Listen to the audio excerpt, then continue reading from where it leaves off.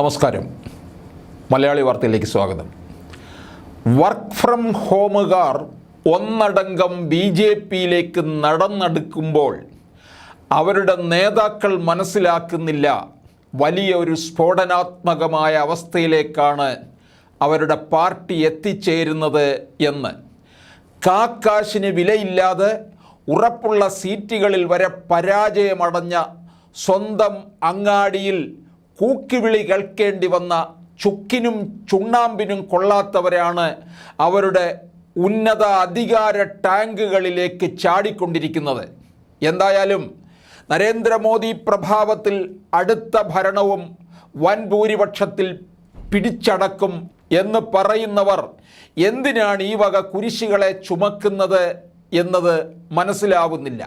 ഏത് പ്രദേശത്തിൽ നിന്നായാലും ഒരു സംസ്ഥാനത്ത് നിന്നായാലും BJPയുടെ ടാങ്കിലേക്ക് ചാടുന്നത് യാതൊരു ക്വാളിറ്റിയും കപ്പാസിറ്റിയും ഇല്ലാത്തവരാണ് എന്നതാണ് നഗ്നമായ സത്യം. അവർക്കത് മതിയെങ്കിൽ പിന്നെ ആരെന്തുപദേശിച്ചിട്ടും കാര്യമില്ല. കേരളത്തിലെ BJPയിലേക്ക് നുഴഞ്ഞു കയറിയവരിൽ പ്രധാനി CK പത്മനാഭൻ എന്ന കമ്മ്യൂണിസ്റ്റുകാരൻ മാത്രമാണ്. കണ്ണൂർ ജില്ലയിലെ ശ്രീകണ്ഠാപുരം കോട്ടൂരിൽ പയറ്റാൽ അനന്തൻ നമ്പ്യാരുടെയും ദേവകി അമ്മയുടെയും പുത്രനായി ജനിച്ച CK പത്മനാഭൻ കമ്മ്യൂണിസ്റ്റ് പ്രസ്ഥാനങ്ങളിലൂടെയാണ് കേരള രാഷ്ട്രീയത്തിൽ അറിയപ്പെട്ടത്.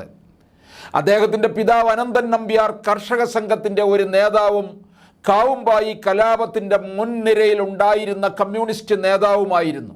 കണ്ണൂരിലെ അഴീക്കോട് സ്വദേശിയായ പത്മനാഭൻ പിതാവിനെ പോലെ തന്നെ കമ്മ്യൂണിസ്റ്റ് പ്രസ്ഥാനങ്ങളിലൂടെ രാഷ്ട്രീയ രംഗത്ത് പ്രവേശിച്ചു.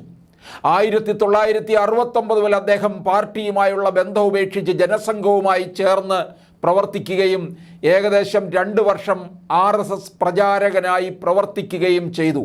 പിന്നീട് BJP സംസ്ഥാന സെക്രട്ടറി സ്ഥാനം ഉൾപ്പെടെയുള്ള വിവിധ പദവികൾ അലങ്കരിക്കുവാൻ അദ്ദേഹത്തിന് അവസരം ലഭിച്ചു. ജനസംഘത്തിൻ്റെ നേതൃത്വത്തിൽ നടന്ന വിലക്കയറ്റ വിരുദ്ധ സമരം, ചെക്ക് പോസ്റ്റ് സമരം, വയനാട്ടിലെ ആദിവാസി സംഘത്തിൻ്റെ ഭൂസമരങ്ങൾ എന്നിങ്ങനെ വിവിധ പ്രക്ഷോഭങ്ങളുടെ മുൻനിര പോരാളികളായി അദ്ദേഹം പ്രവർത്തിച്ചിരുന്നു. വന്നുകൂടിയവരിൽ അദ്ദേഹമാണ് ലേശം മാന്യതയും തറവാടിത്തവും നിലനിർത്തുന്ന രാഷ്ട്രീയക്കാരൻ. ബാക്കി വന്നതൊക്കെ പലതരത്തിലും അങ്ങോട്ട് BJP എന്ന് പറയുന്ന ഒരു വലിയ പാർട്ടിയിൽ നിൽക്കാൻ തക്കതായ യോഗ്യതയുണ്ടോ എന്നാണ് സംശയം. മുൻമന്ത്രി V വിശ്വനാഥമേനോൻ എന്ന മനുഷ്യൻ CPMൽ നിന്ന് എല്ലാം വഹിച്ചുകൊണ്ട് അവർക്കെതിരായി വിമതനായി മത്സരിക്കുകയും BJP ടാങ്കിലേക്ക് ചാടുകയും ഉണ്ടായി. ഡൽഹിയെ കിടുകിട വിറപ്പിച്ച അൽഫോൻസ് കണ്ണന്താനം എന്ന IAS പ്രവർത്തകൻ കേരളത്തിൽ CPM പ്രവർത്തകനാവുകയും പിന്നീട് RSS പ്രവർത്തകനാവുകയും അവസാനം സ്വന്തം വീട്ടുകാരുടെ ഇംഗ്ലീഷ് പ്രതികരണത്തിൽ ഒതുങ്ങുകയും ചെയ്തിരിക്കുന്നു.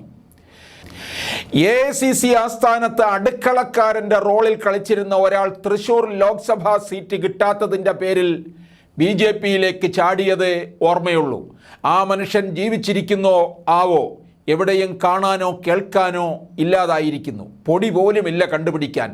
കണ്ണൂരിൽ CPM വർഗീയ കാർഡ് ഇറക്കിയ തുറുപ്പ് ചീട്ട് 2 തവണ MP ആവുകയും പിന്നീട് മറുകണ്ഠം ചാടി MLA ആവുകയും അവസാനം ഇപ്പോൾ BJPയിൽ വന്നിരിക്കുന്നത് ആരാണെന്ന് ഏവർക്കും മനസ്സിലായി കാണും. അബ്ദുള്ളക്കുട്ടിയാണ്.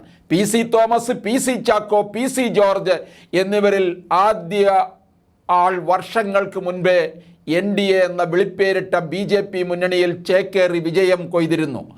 ആ ടാങ്കിലേക്ക് കാലെടുത്ത് വെച്ചെങ്കിലും പിന്നീട് ആ മനുഷ്യന് ജീവിതത്തിൽ തെരഞ്ഞെടുപ്പിൽ മത്സരിക്കാനായില്ല.